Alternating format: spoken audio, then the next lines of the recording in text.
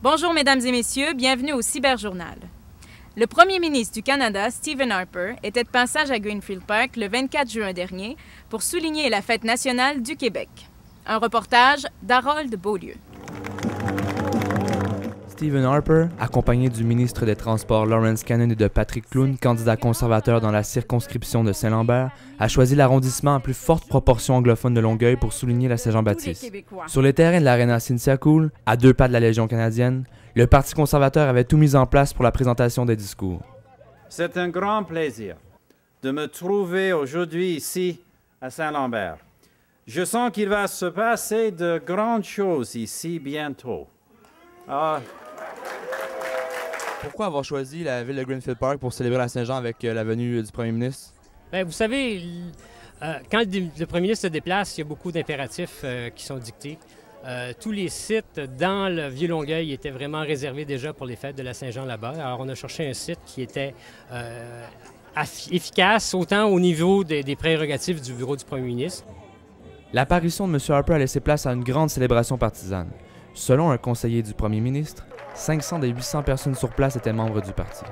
Les vrais nationalistes ne craignent pas la réalité, ils veulent l'améliorer. Les vrais nationalistes ne veulent pas démolir, ils veulent construire. Nous sommes les vrais nationalistes. Stephen Harper n'a finalement pas annoncé la tenue d'élections partielles dans Saint-Lambert.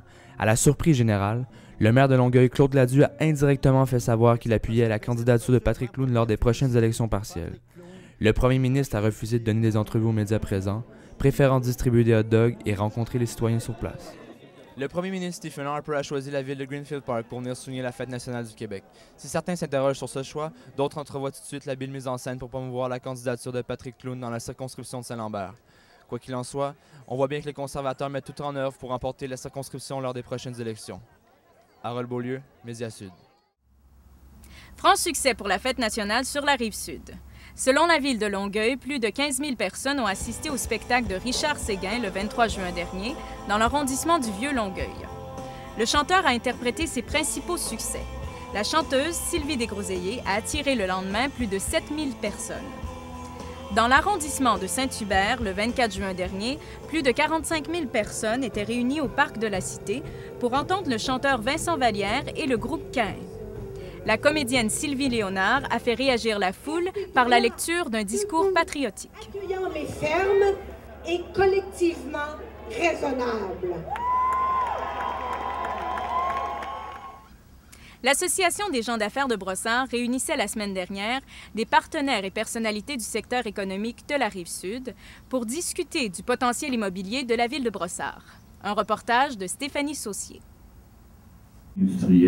Réunis lors du souper des décideurs, hommes et femmes d'affaires de Brossard s'entendaient pour dire que la croissance démographique et économique de cette ville passe par le développement immobilier, représentant des centaines de millions de dollars en investissement pour les 10 prochaines années minimalement.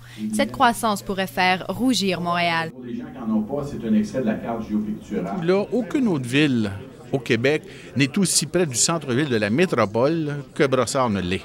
Ça fait en sorte que Brossard est connecté d'une façon incroyable à tout l'ensemble des autres villes. On est à 30 minutes à peu près ici de la frontière américaine. Un marché de 150 à 200 millions de consommateurs. Bref, mais la combinaison des atouts, ensemble au même endroit, est assez unique.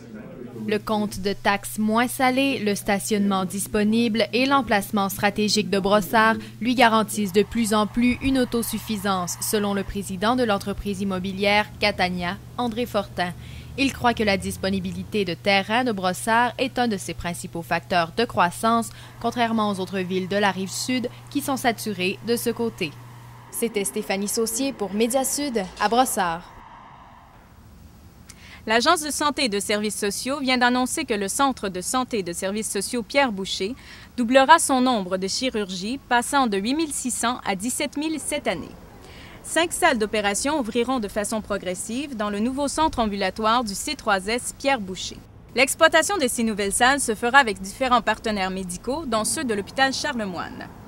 C'est d'ailleurs ce qui fait dire à Luc Boileau, PDG de l'Agence de la santé et des services sociaux de la Montérégie, que les délais d'attente des salles d'opération sont un problème d'effectifs et non pas de rivalité entre les hôpitaux de Longueuil.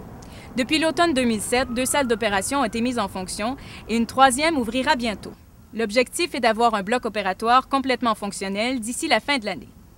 C'était votre Cyberjournal. À la semaine prochaine.